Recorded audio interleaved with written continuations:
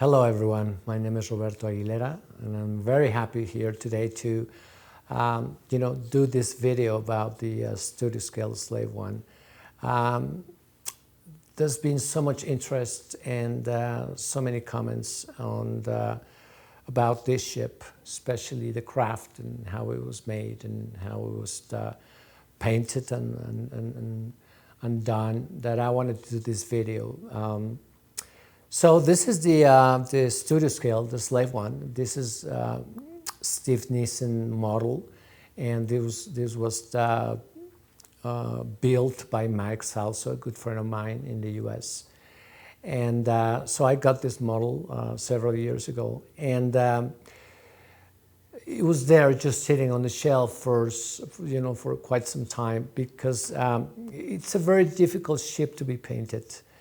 It's not easy.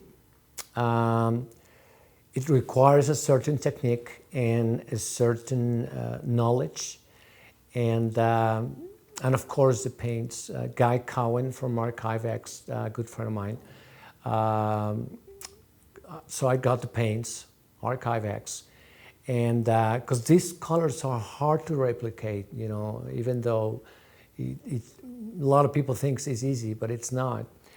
And especially the way Joy Johnston, who painted this model back in 1979, the way he did this, the layering, the layering and the latex masks that he used, that was something I had to discover myself in the process of painting this, with the help of people from England, my friend John Simmons and Sarah Staples and Guy Cowan himself.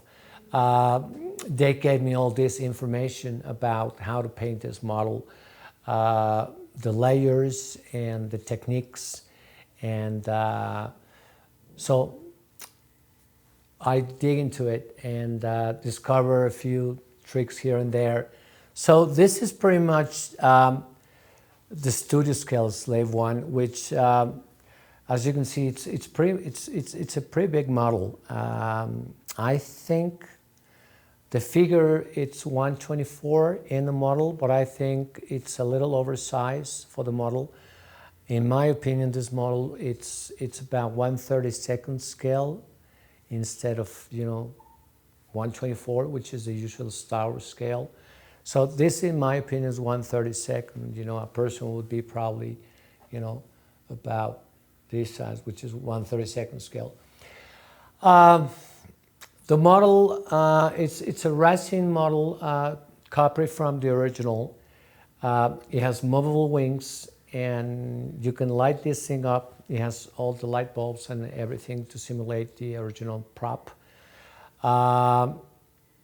Most difficult thing to do when we're painting the Slave One, it's the latest mask, the latex mask. You might wonder what it is. In order to achieve all of the stains and scorch marks and everything, you have to sculpt a latex mask, and that's not easy, sculpting that and with a toothpick, sometimes correct certain areas in order to make a perfect mask to copy all of the little details. So basically, this is, I just wanted to show you, right now there's a lot of 3D printing models. There's a couple of companies doing 3D printing models, which they are not accurate, especially on the underside. 3D people are tending to do less pieces and less layers. So they're simplifying a lot of the gribblies and the detail, which it's unfortunate, because these studio scale replicas are not going to exist anymore. This is one of a kind. Steve did it years ago. The model, it's unavailable now, unfortunately. But this is a cast from all of the original pieces, especially on the underside, you'll notice.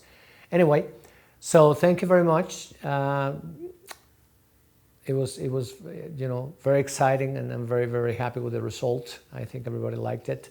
And see you in the next video. Thank you.